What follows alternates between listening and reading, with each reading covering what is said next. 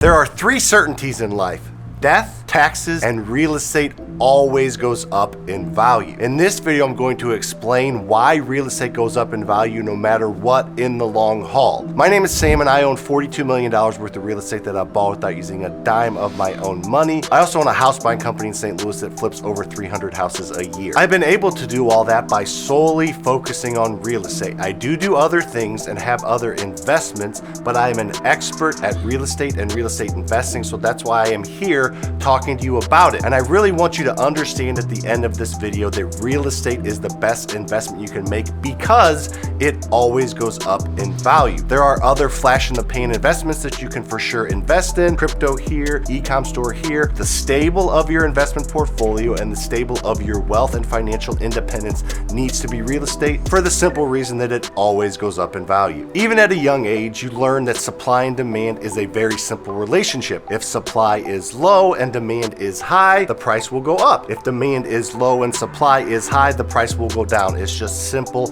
mathematics actually, and economics. So real estate is always in some type of demand. Now that demand does fluctuate, but it's never in zero demand. So there's always people out there wanting to buy houses, so prices will never go too low. We've recently had a couple examples of this. A couple years ago, toilet paper was flying off the shelves because everybody was scared that they weren't going to be able to get toilet paper during the coronavirus pandemic. Supply couldn't keep up with demand, prices went up a little bit, and the shelves were empty. More recently, eggs has been the thing that people can't get at stores and that are becoming more expensive. We're gonna get into the other reason why that is here in a minute, but for now, eggs are hard to come by and they're crazy expensive because so many people want them and there's not enough of them. The simple fact is we are way behind on supply. From 2008 to 2018, we did not build enough houses and we are catching up and paying for that now. We are building houses like crazy, even though the economy is dipping a little bit, the real estate market's dipping a little bit, there are still houses out there getting built at a record pace because there were not enough houses built. The population grows, people need to move, cities grow and expand, and people need places to live. There are not enough places to live right now currently, so the demand is going to be higher than the supply for a long time. Real estate's gonna go up in value, some markets more, some markets less, but that simple supply and demand relationship, which is a basic core foundational concept in all economics, is in real estate's favor. The second reason, it's inflation. Inflation is the number one reason why real estate goes up in value. Let's take a step back and just simply talk house values, and then I'll talk about how inflation ties to that. Right now, today, as I'm making this video, the median house price in the United States of America is $467,000. Go back to 2000, so 23 years ago, the median house price was $165,000. Pretty big jump in 23 years. Go back 23 years before that to 1977, and the median house price was $45,000. So in that 46-year span, houses went from $45,000 to $165,000 to $467,000 because of a lot of factors, but mainly inflation. So what inflation means is the values of assets go up rapidly, which must mean that the dollar value goes down. The relationship is inverse, and I am not near as articulate as some people on here. You know, the guy that has cut off jeans and looks like Arnold Schwarzenegger with a mullet and a mustache. Yeah, Alex, I'm not near as articulate as him. However, it is an inverse relationship. As assets go up, it costs more money to buy that asset, so your dollar will buy you less. So if you had $1 in the 1930s, you could buy 20 candy bars. Now the candy bars are, different sizes now, but let's say you're buying the same size candy bar today, that $1 will probably buy you one candy bar, maybe even have a half of a candy bar. So if you time travel and you take your $100 now and you go back in time, it's worth, and you can buy you a lot more assets and consumables. So let's time travel. Let's say you have $100 in your pocket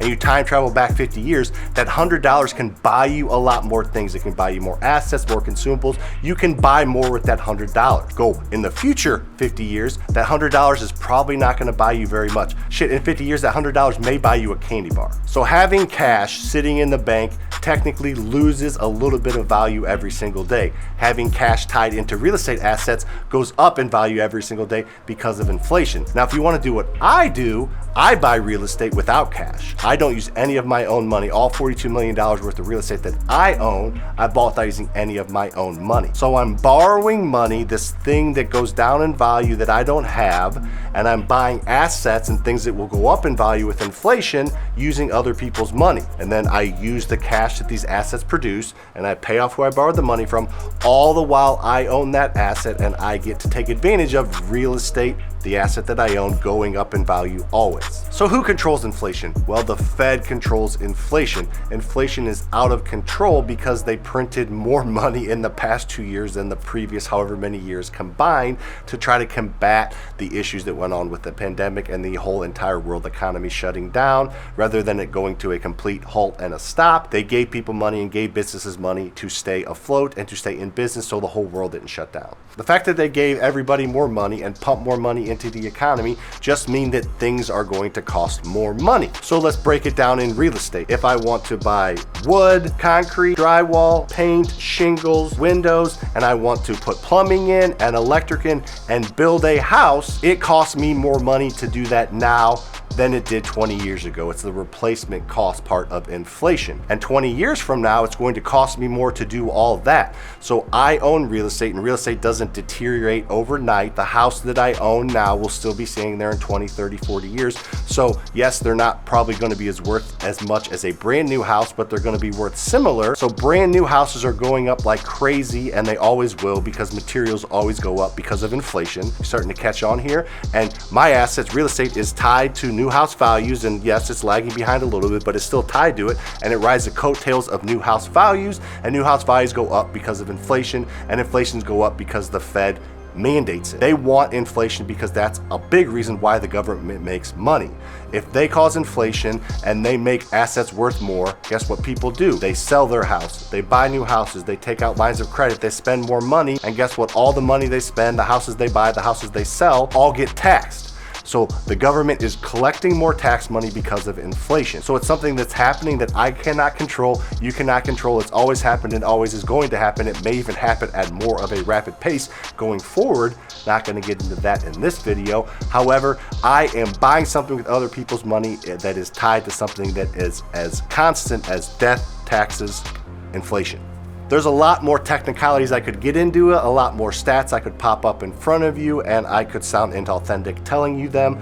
I just know, based on the things that I do know, the studies that I've read, the things that I've seen, the things that I have personally witnessed, that inflation and supply and demand are the reason why real estate always goes up in value in the aggregate. Of course, there are cycles, up and down cycles, and things do dip momentarily, but as long as you're not over leveraged and you manage that asset properly and don't have to sell it because the price dipped a little bit, you will win because it will go back up, and it'll probably go back up even faster than it did before the dip. Hopefully this video taught you a little bit. If you want some more technical concepts on how to buy real estate like I do without using any of my own money, make sure to follow me on all the social media platforms. Check out the Faster Freedom Show podcast, and check out the link in the description below where I have some free training that walks you through in 15 minutes how to buy your first rental property without using any of your own money.